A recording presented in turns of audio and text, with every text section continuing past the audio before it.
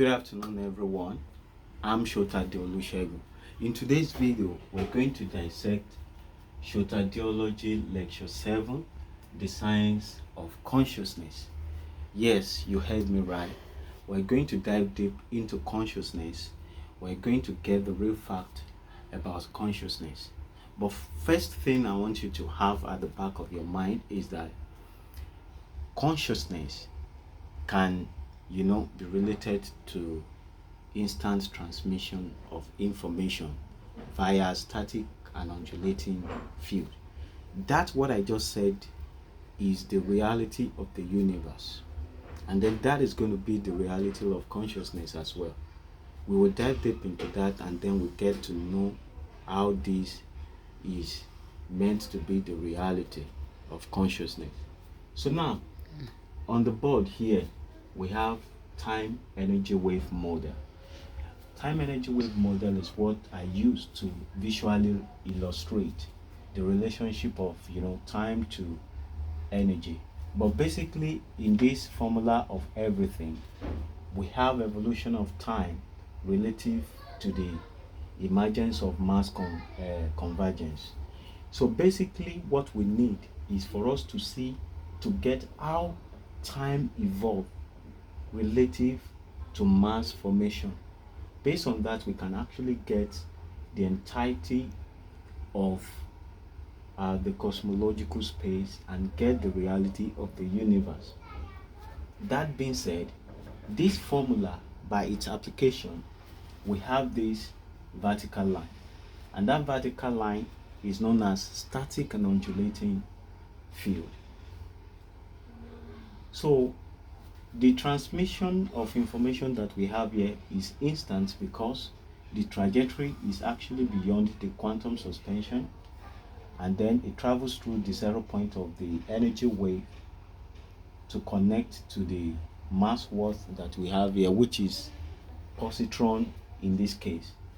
So now, for us to I will quickly just explain this so that you can get the system, how we use formula of everything to derive what is on the board. In this case, we use the mass worth of positron in the place of m and in the place of this m.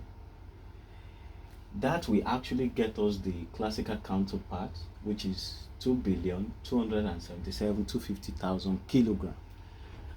By having that, the real classical mass worth is situated right here inside the energy density, and this energy density is the peak limit of constancy of gravity.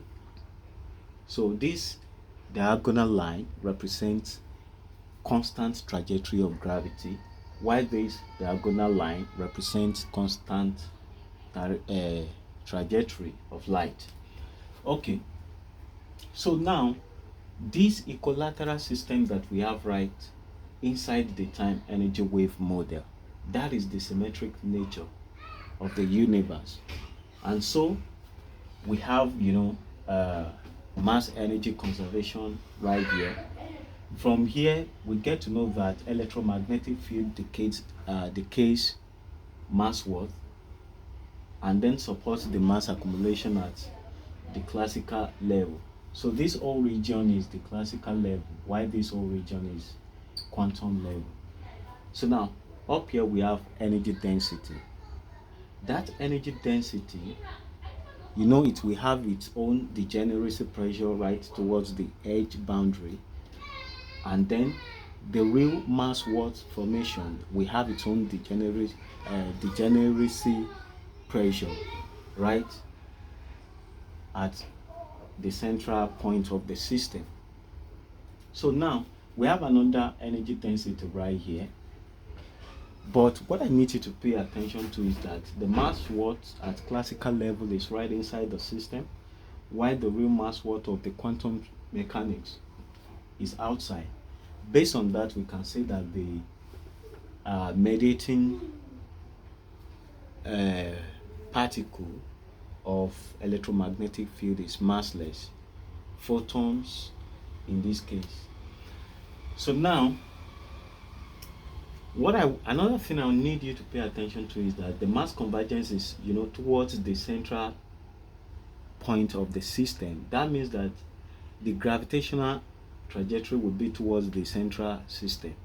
So if there is any movement against the gravitational field, that will result to mass accumulation. But if the momentum is towards the central point, it will lead to reduction of mass. What in that case we can call it decay. You understand? But basically we know that when we are experiencing gravity at classical level, we have free fall. So that free fall could be seen as something that decays mass world, but it will not have effect on the real mass world because there is energy density that encapsulates the classical mass world. So the entirety of the energy density will have to be decayed before it affects. So if the value or the speed level is high, then that can easily affect the classical mass world. So now, like I said in one of my previous videos, here we see that the trajectory down is to have free fall, but right from this quantum suspension down to the edge of the energy wave, we have quantum gravity. The quantum gravity, by moving down towards the central zero point of the energy wave, we have mass accumulation, which is an inverse of what we have in the classical mechanics. So by having a light system, we have elevation towards the arbitrary suspension. So basically we know that is is true when you look at the electron shell. You understand? So you know that as the particle when particle absorbs energy, it jumps, and then when it releases that energy, it moves towards the ground energy level. So basically we can interpret this region as nucleus, this from the suspension down to the edge as nucleus. So all this will be needed as we proceed to consciousness. So now, another thing I want you to know is that this value that we have, which is 5.7 times 10 raised power 48, that is the suspending interval of the strong conveying force, and the suspension that we have here is known as weak conveying force. So this 4m is weak conveying force, while this um is the strong conveying force. That is the strong conveying force. So now, the moment it reaches the end limit of the constancy, we can have the free fall. That will serve as the spontaneous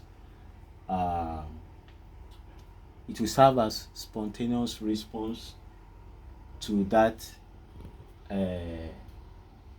to moving beyond the limit of that constraint. So that is that. Now here we have expanding phase of the universe, and here we have contracting phase of the universe. By looking at that, you can see that we have a equilateral triangle here, and at the central point, that triangle is being flipped to have this particular triangle. So that flipping mechanism is highly essential because it happens outside the time energy wave model, and that is why I call this particular mass world a positron, because we know the only thing that will change is the charge, and the charge, by changing, we actually flip the trajectory towards the system, and that is what I call complex system integration in the consciousness class that we're going to have very soon. So now, that is that. Then another thing I need you to know is that this energy density that we have, it exerts pressure on the real classical mass worth. And now there is a particular experiment conducted by Evangelista Torricelli, in which he, fill a glass tube with mercury and then close the two ends, then release the end that is sink in the mercury. Release that end, and the mercury gets reduced till it gets to the middle of that glass tube, and then it stopped. So basically, we know that there is a particular pressure above every classical object that is, pressing down the object, and that is what we have seen here as energy density. And you can see that if you are moving towards the energy density, it will result to mass accumulation, just as it is being, measured when it is being measured in the lab. The moment mass is like trying to, travel up to the speed of light, it will accumulate more mass, and then that will make it to not, reach the speed of light. So you can see that effect in there. You can see that pressure right there. Okay, so now let's go into consciousness proper. So now, before we go into, let's start here. Consciousness starts right here. Okay, this is mechanical system of consciousness. The scenario that we want to actually experiment on is the mechanical system of brain to harmonize different sequences of rhythm and melodic sequential notes of varied intervals as a unified sensation of instancy. That is the scenario that we're going to actually, mechanize and then get to see, consciousness at work. But before we do that, we need to define what consciousness is. Well, so we're going to use this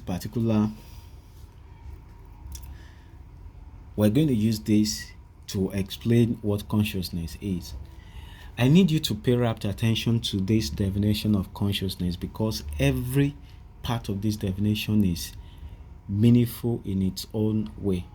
Now, consciousness, this is the ability of time to instantly travel from classical instantiation through the quantum base and beyond to locate the missing piece of electron, positron, and return the updated information back to the classical level by reaction. Now, I want you to take note of what we have here. Time to travel instantly. Time to travel instantly. Instantly. That is very important. Then another one that we have right here is updated information back to classical level by reaction. By reaction. I need to tell you at this point that the trajectory of time is one-way traffic. Unlike the two-way measure of light that we have, and we have two-way measure of light based on that uncertainty principle, because the trajectory of light is not up to the level that it touches reality. The speed of light is not up to the level that it touches the reality of the universe. So time is the only virtue of the universe that touches the reality, and because of that, it has one-way traffic. Okay, so now, first of all, let's look at an instance.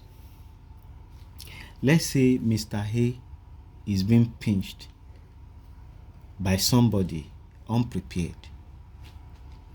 Now, before Mr. A would be able to react to such action, it will take a while because Mr. A will have to redirect his attention from the preoccupied event to that actions event.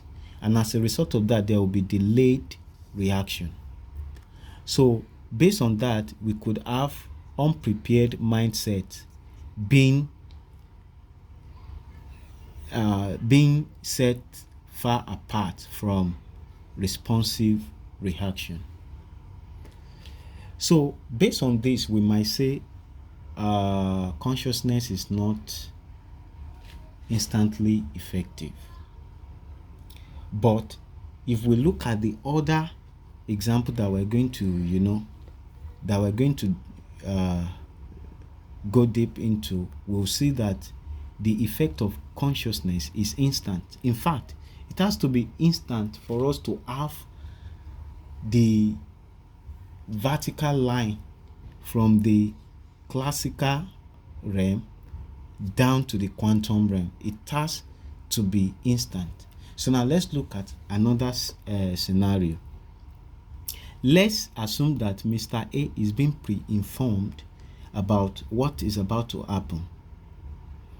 And so the moment that person who wants to pinch Mr. A is near him, then Mr. A would have, prepared his mind. So his mindset will have been thoroughly prepared for what is to come.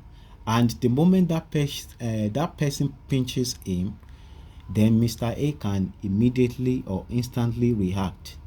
And by that, you can see that we now have the matching of the unprepared mindset and responsive reaction. So once we have it being locked or being stacked upon each other like this, then the transmission of that effect will be vertical as what we have here, and in that case we know it is instant.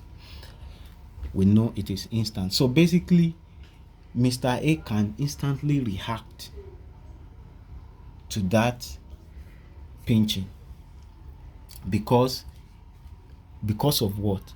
Information. The information he has prepared his mind to what? To instantly react to that pinching. And that is why information is very essential. Consciousness is nothing but instant transmission of information. It's more or less like feedback, updated feedback of a newly updated feedback of what is being located, which is not within the system, and then fed what is being located and fed back into the system. That is what consciousness is all about. So now here we are going to answer 3 questions. They are called hard questions. Hard questions of consciousness. The first thing, why do things feel the way they do? That's question number 1. Question number 2, is what one feels the same as another? Is what one feels the same as another? That's question number 2. Question number 3, if the mechanism are the same, why can things feel different to different people? Those are the 3 hard questions that we need to actually provide answer for in this video. Now we know what consciousness is. It is now left for us to prove if that definition is truly what consciousness is, or is truly what can define what consciousness is. So now let's go to this scenario. we want to dissect this scenario to see how consciousness works. And the scenario is the mechanical system of brain to harmonize different sequences of rhythm and melodic sequential notes of varied intervals as a unified sensation of instancy. What do we mean by this? What do we mean by this? Now, let's say we have percussions being played at different intervals. We have guitars being played, lead guitars, bass guitars. Let's say we have orchestras at different intervals being played. Now, as long as those instrumentals are being played on equal frequency, they can give us harmonized tune or harmonized sound. Fine. But now, how can we now explain a situation whereby the whole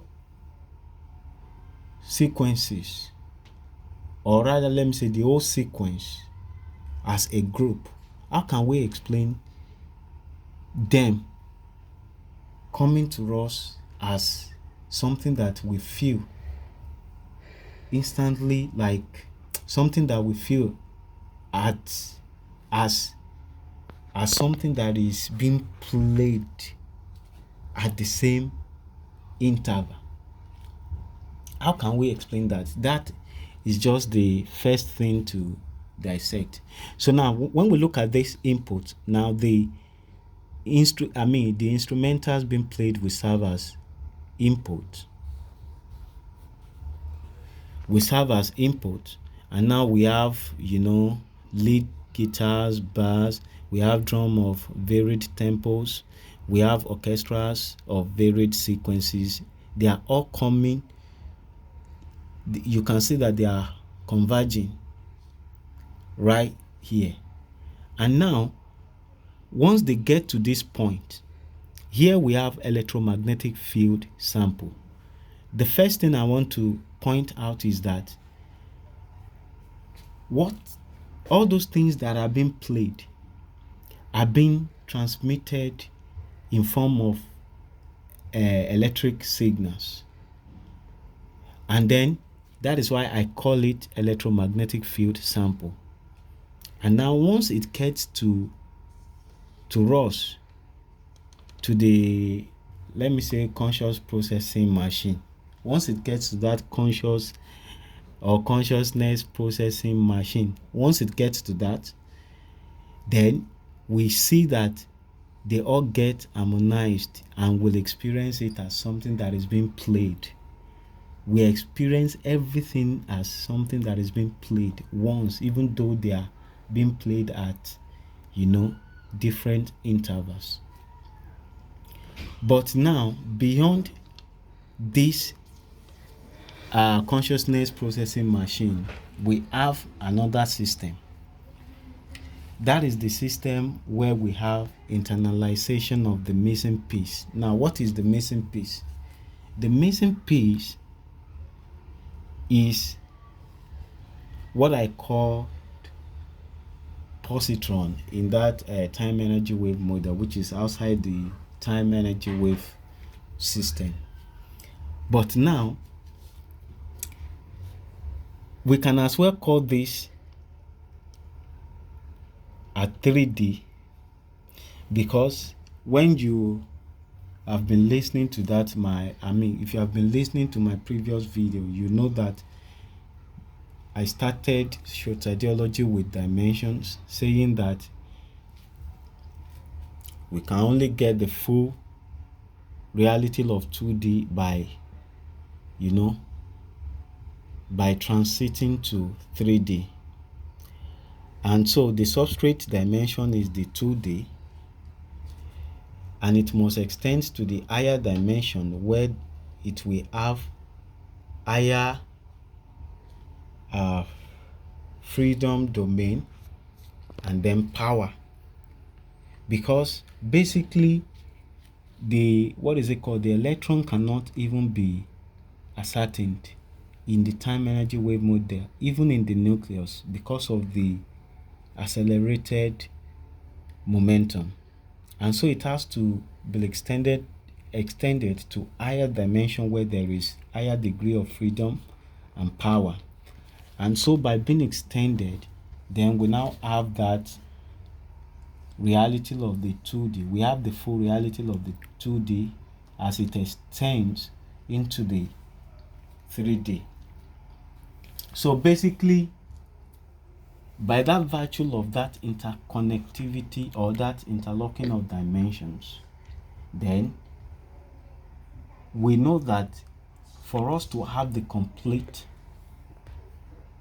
picture or to have the complete conscious awareness, there must be this internalization, that is the part which is the future, the part of the whole system that is in higher complex system must be integrated into the system for us to really be for the whole consciousness to be internalized, because it has to be subjective. It has to be, the whole experience has to be subjective. And so the moment that is being integrated, so what we now integrate into this conscious awareness will now be complex system integration, which happens as the system gets flipped right here. So you can see that we have an equilateral triangle being flipped, and this one too being flipped. So this narrow vertical line is the intersection of conscious reality, which is the reality of the universe itself. So basically, the moment we have internalization, the output will now be subjective awareness, which is what we have here, because consciousness is personal to every individual that is experiencing it. It's a personal something. So what do I mean by that?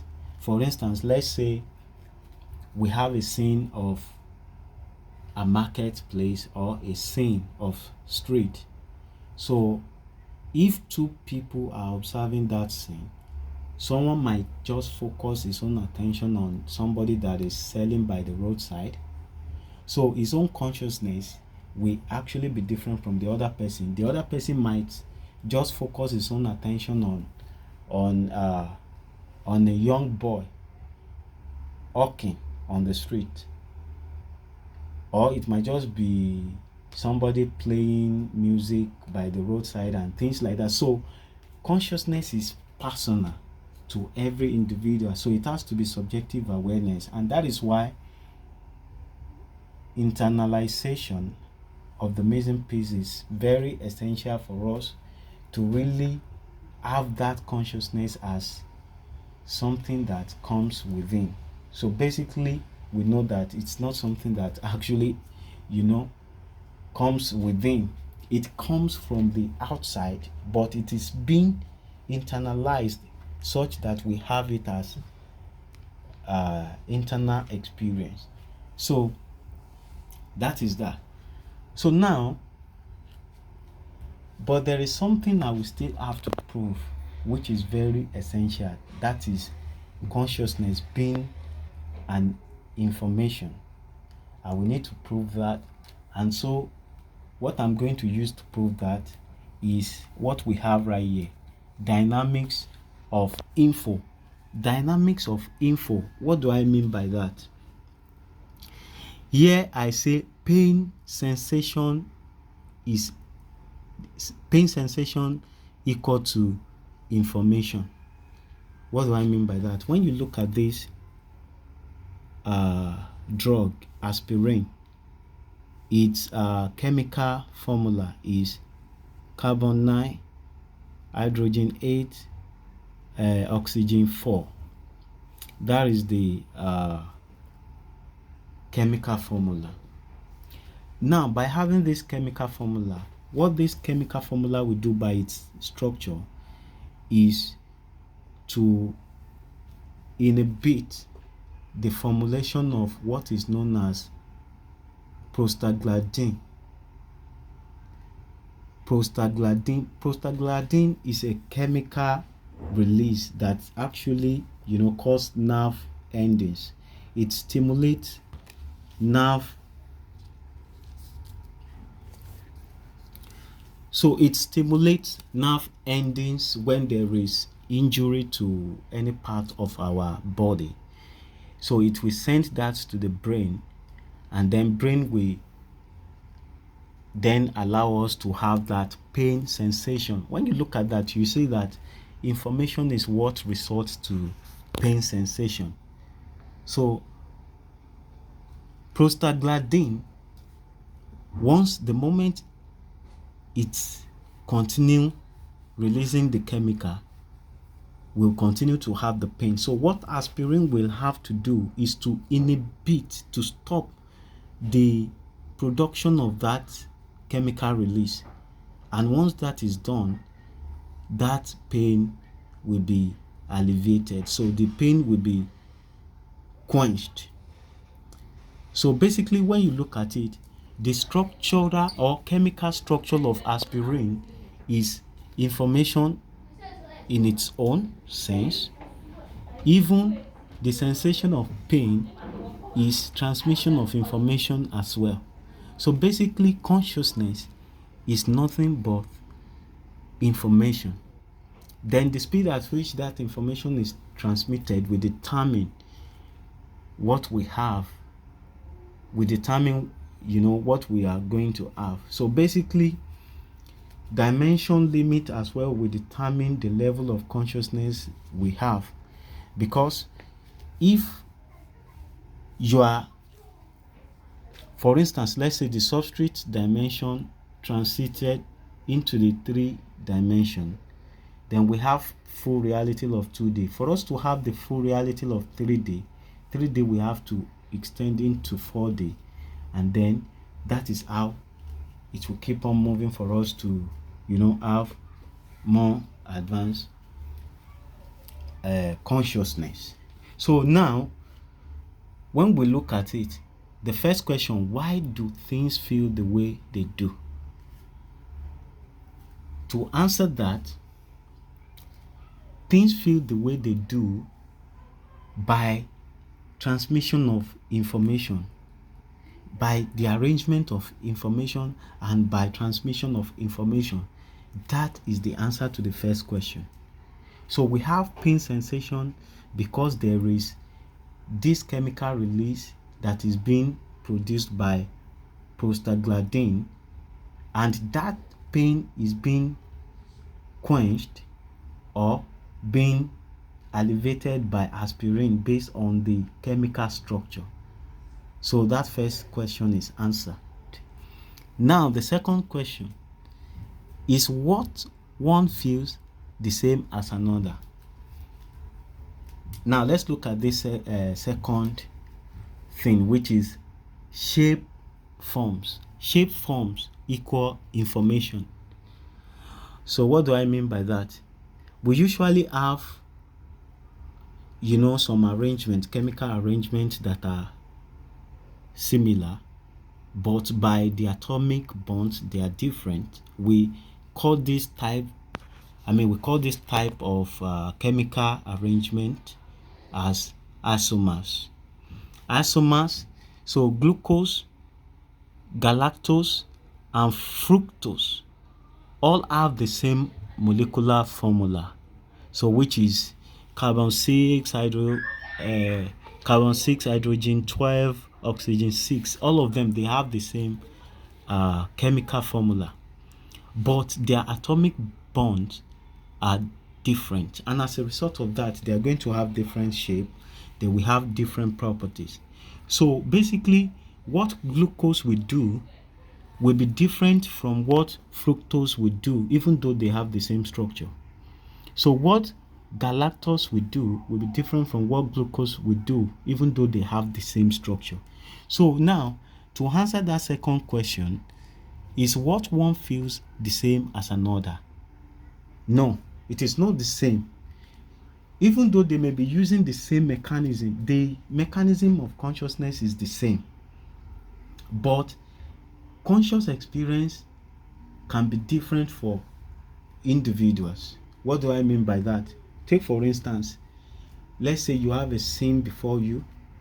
I said that if two people are observing that scene, what one person may be conscious of may actually be different.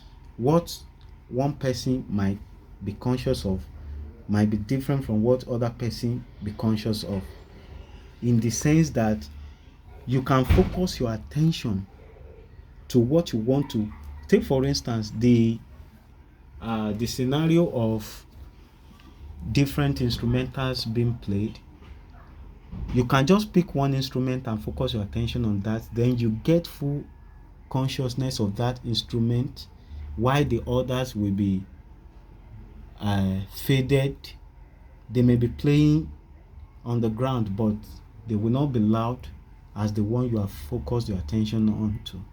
So basically, it is possible for us to have, for different people to have different feelings, even though the conscious system is using same mechanism. Second question is answered. Now the third question: if the mechanism are the same, why can things feel different to different people? Well, this one as well is being answered because you don't need to have a separate mechanism for you to have different feeling to different people. So even though, like what we have here for these isomers, they have same chemical formula, they have same chemical structure, but because they have different atomic bonds, they have different shape, and then they have different function.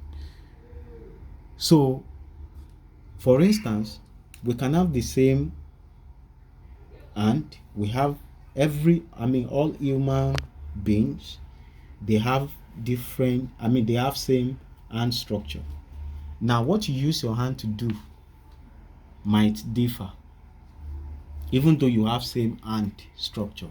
So what you use that hand to do might differ. You understand? So basically the three hard questions of consciousness are being answered. So now let's move to the next one.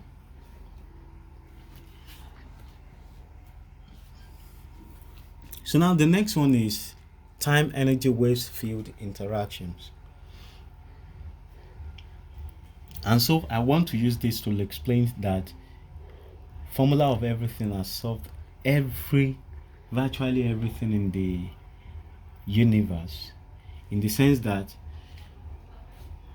in time energy wave model, in the application of formula of everything, we have Big Bang being considered, nucleus is being considered, expansion of the universe is considered, contraction of the universe, which is black hole, is considered, then the pressure that people don't even know about is being considered. Quantum gravity is now known. Then what else? Antimatter of electron positron, which we usually call matter antimatter conundrum, is being solved. So everything is being solved. Now I will use this time energy wave field interactions to quickly explain. Now here we only have electromagnetic field, and this is the compacted area of nucleus. We call this nucleus. Now this nucleus that we have here is different from what we have here. This is a nucleus where strong nuclear force is the mediating factor, and by having strong nuclear force right there, it means that the degeneracy pressure of this nucleus is towards the edge boundary. And so what we have here is the compacted we have compacted electromagnetism right here. Only electromagnetism that is compacted. Now here we have gravitational field being compacted here. Then we have mass density here as opposed to energy density that we have here. Now the degeneracy pressure of this is towards the central point, and so the mediating force here is a weak nuclear force. Now we can see that if you explore the way strong nuclear force work, you will see that when you have deuterium and tritium merging together, at the point of merging, the repulsive force will be so intense, and that is telling us that the degeneracy pressure is actually towards the edge boundary, and the two, deuterium and tritium, will have to conquer that repulsive force in order for them to generate bigger element, which is helium. So we can see that this, what we have here, is genuine. Having only electromagnetic field that is being compacted is the nucleus that we should have here. Having gravitational field that is being compacted is the field that we should have here for weak nuclear force. Good. So now we have the boundary here known as inflationary suspension. We know that that is the suspension before, the rapid expansion that results to suspension before we have a controlled expansion of the universe. So then there is another suspension here known as neutron star suspension, and that is the suspension before the implosion into the black hole. So this is the black hole region. This is the cosmological expanding space region. So now, arbitrary mass worth of classical mechanics, arbitrary mass worth of quantum mechanics. Now the value we have right out here is the real electron's mass worth, but the moment it is being flipped, which is the flipping that we have at complex system integration, the flipping that we have is this particular positron, because electron, initially it was electron. The moment time trajectory reaches the electron, then flips it, it becomes positron, and then it will be injected into the system. That will now energize energy towards the singularity of the black hole. So now there are three phases in this time energy wave model, in this time energy waves field interaction. The first one is at this phase where the universe is expanding, energy is being timed. Energy is being timed in the sense that the gravitational field, or let me say time's trajectory, is ahead the trajectory of electromagnetic field. Gravitational field trajectory is ahead the trajectory of electromagnetic field. What do I mean by that? This electromagnetic field is discrete, that is, energy is discrete, but time trajectory is continuous. So this area is spacious enough for time to transit into the higher dimensions and get that smoothness, but space is so compacted here, and so the trajectory of energy cannot actually extend into the higher dimension to generate a smooth trajectory. And as a result of that, the speed of light is lesser than the speed of time. And it is because of that we could have the tilting effect of time peregrination towards the past when you have a momentum away from the earth. That is that. But now when you have the momentum towards the earth, the tilting effect of time peregrination will be towards the future. When you now analyze that, you see that the time trajectory is actually behind, a gravitational field trajectory is actually behind electromagnetic field. So why? Because at this phase, at this central point, where you have the integration, or where you have injection of positron, we have something called energy energized. Energy is energized. And the moment energy is energized, then you can see that the electromagnetic field is actually increasing relative to reducing gravitational field. But here, you have the gravitational field increasing relative to decreasing electromagnetic field. So that is that. Then there is the third phase, is time energized. The time energized portion it starts from here, because the moment electromagnetic field reaches its peak, then gravitational takes over, and so inside this compacted region we only have gravitational field, and so gravitational field is now ahead of electromagnetic field. So time energized phase is a phase where there could be possibility of this phase is a phase where we tend to age, because the phase where time is where energy is timed is the phase where we tend to age. You understand? So the phase where energy is energized is a phase where humans tend to have reduction in their aging mechanism. But the phase where time is energized is the phase where humans can then become immortal. It's a phase where humans can become immortal. Okay, so that is that. So now let's use this to quickly explain further the interlocking of dimensions, because that is very essential. Now, I said 1D, we have relativity, which is energy density trajectory. You can see that line is red, and then the convergence here is red, which is energy density. We only have energy density here, just as we have in that time energy waves field interaction. Here we have energy density here,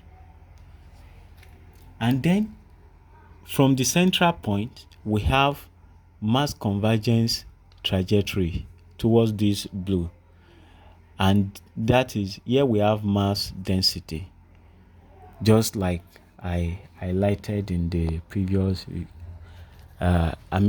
that other diagram. So now when you look at this, you see that this trajectory is inversely related to this trajectory. So in the universe, we usually have flipping mechanism. We usually have it. And that is the mechanism of the universe. It is so essential. So now, when you look at this 2D, here we have 2D.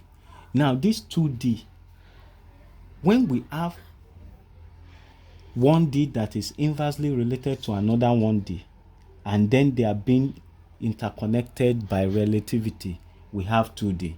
So now look at this. We have energy density trajectory. Here we have mass. Mass density trajectory. Then here we have energy density trajectory, and here we have mass density trajectory. Now you can see that with that, we know that this 1D is inversely related to this 1D. And so once they are being relativistically connected, it becomes 2D. Then another thing I want you to know is that, you know that I said here we only have electromagnetic field, and then here we only have gravitational field. Now, let's see how that is being proved here. When you look at this point where energy density is formed, what do you see? You have intersection of energy density trajectory to energy density trajectory. This place where mass density is being formed, what do you have? You have mass density trajectory to mass density trajectory. The intersection of the two similar trajectory is what breeds what we have, and that's why in the nucleus we only have, in the nucleus of the future, which is in the nucleus of the black hole, we only have compacted gravitational field. Then in the nucleus, or in the singularity portion of the Big Bang, we only have compacted electromagnetic field. So that is that. So now the 3D, if we look at the 3D here, we see that of course this 2D plane must be inversely related to this 2D plane, and when you look at it, you can see that is true. We have red trajectory, blue trajectory, red trajectory. So if you compare that, this place where we have red, what do we have here? We have blue. This place where we have blue, what do we have? We have red. This place where we have blue, what do we have? We have red. This place where we have red, what do we have? We have blue. So the 2D plane down here is inversely related to this 2D plane, and once they are being relativistically connected, we have 3D, and that is how it progresses. So there is nothing like one dimension for time, then another x dimension for space that is being compacted as space-time. There is nothing like that. Time evolution starts from the singularity of the beginning to the singularity of the future. So it is not what we can actually model in 4D dimension like Einstein formed it. And if you in my previous videos, I have cleared that. So now there is one important aspect that I want to briefly talk about before I go to the artistic part of consciousness. Consciousness, as you have it, it has its artistic part. So now let's briefly look at this. We can get to know, apart from getting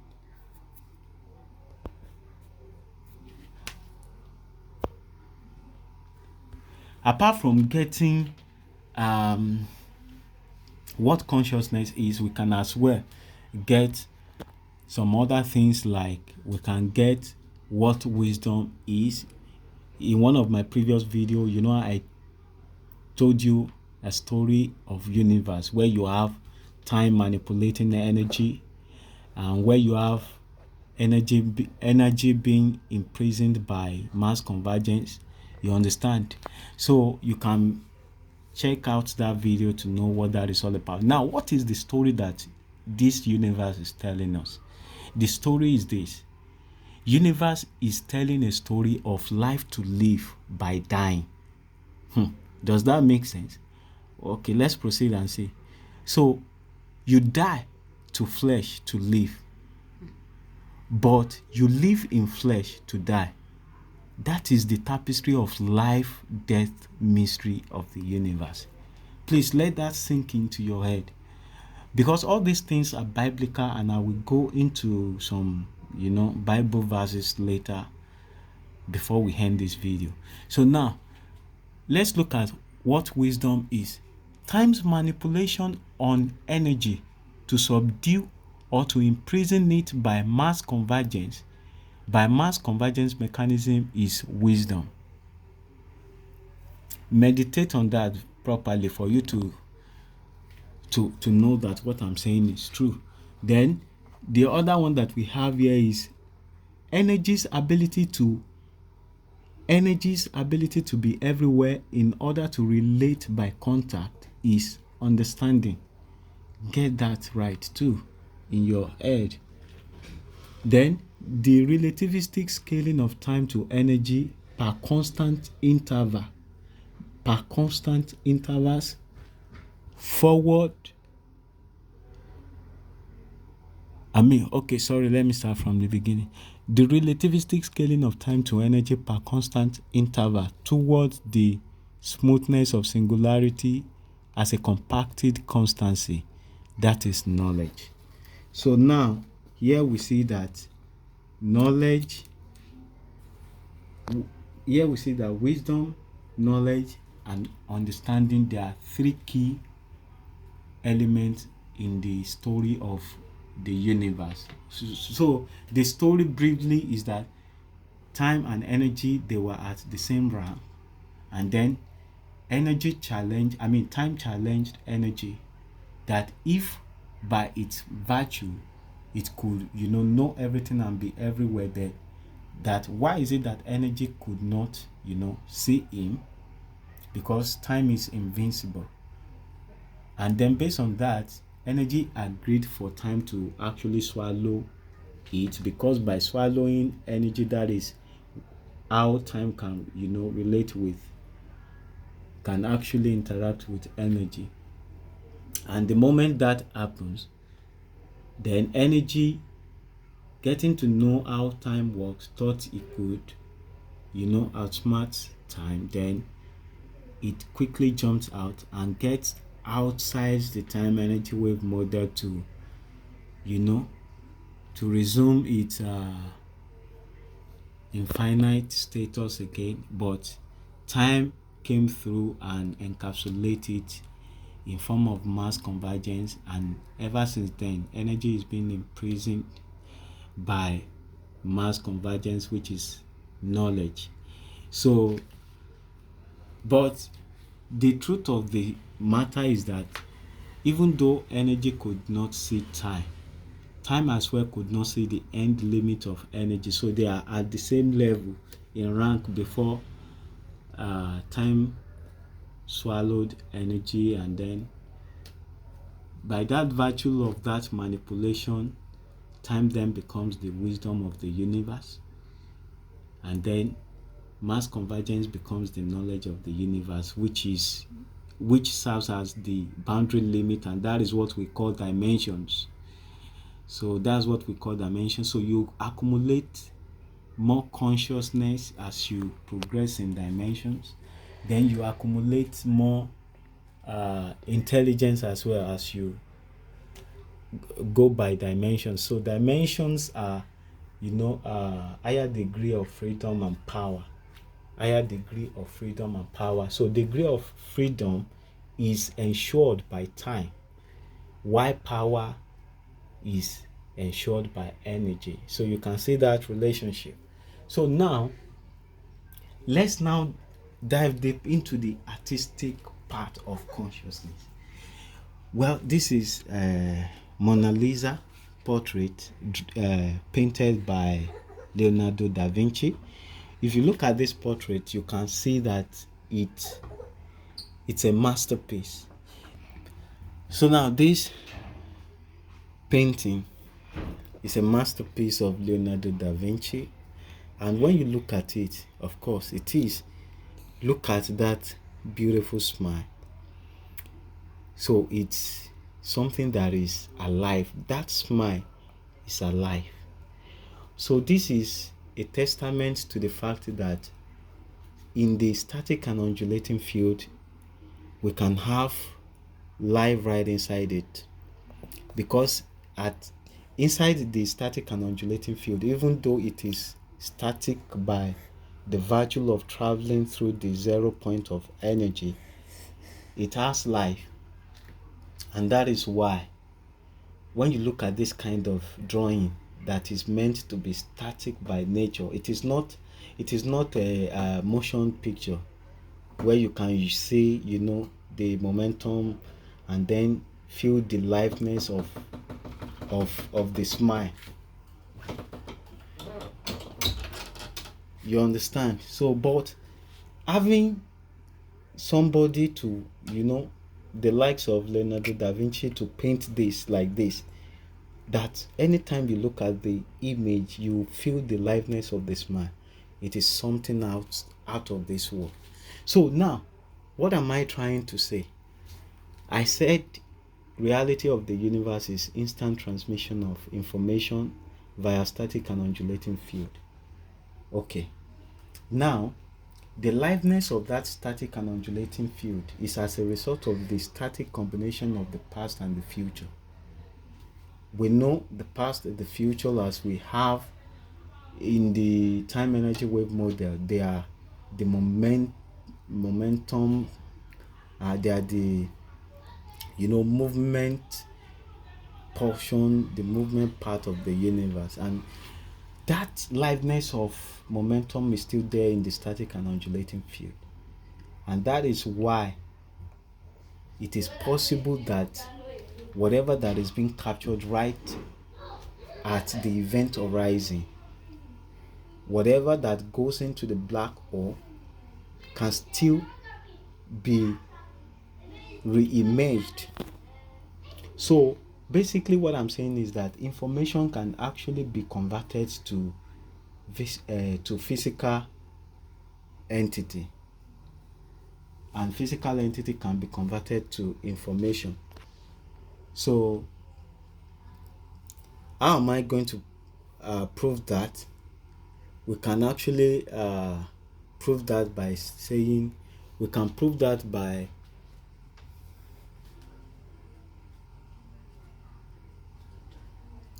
so I'm going to actually, what I'm trying to say is that we have this vertical line. For the fact that it is vertical and lengthy, it means that it's a static and undulating field. So it's something that is static, and it is similar to standing wave. So basically, by having the standing wave is not propagating outwards, neither is it propagating inwards. It is static and undulating. So the liveness is right inside it, and based on that we can connect. That is what has made it to be elongated like this. Something that is static supposed not to be elongated, and once it is being elongated, the virtue of that elongation is what connects us from the classical level down to the quantum and even beyond to the positron. So what I mean by information can be converted to physical entity is that when you look at the punch cards.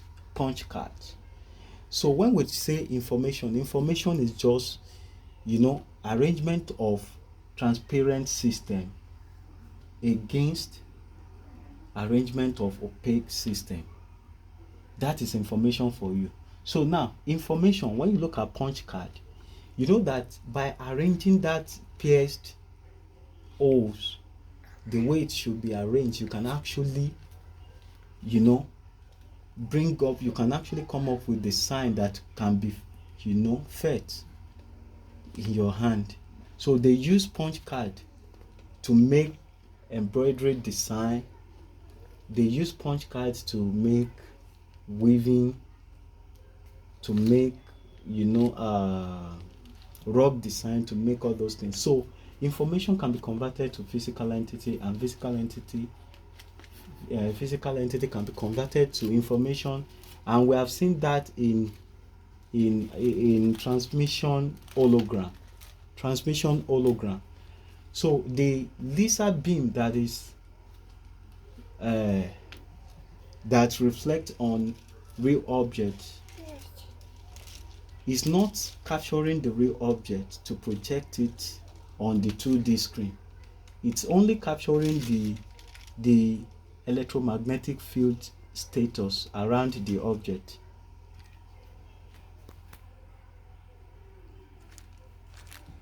So it's only capturing the electromagnetic field around the object and then project it right on the 2D as the reality that we see. So now we're going to look at two Bible verses. The first one is Ephesians chapter 5. So now the first Bible verse is Ephesians chapter 5, verse 13. Now, what do we have there? This is verse 13 right here. It says, "But all things that are reproved are made manifest by the light, for whatsoever doth make manifest is light." But all things that are reproved are made manifest by the light, for whatsoever doth make manifest is light.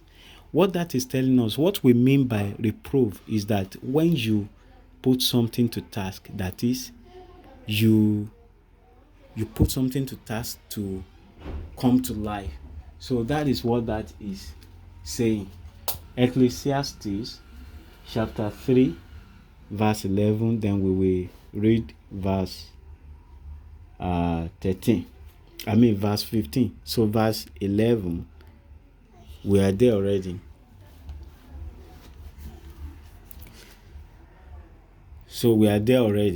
Verse 11, it says, "He had made everything beautiful in his time.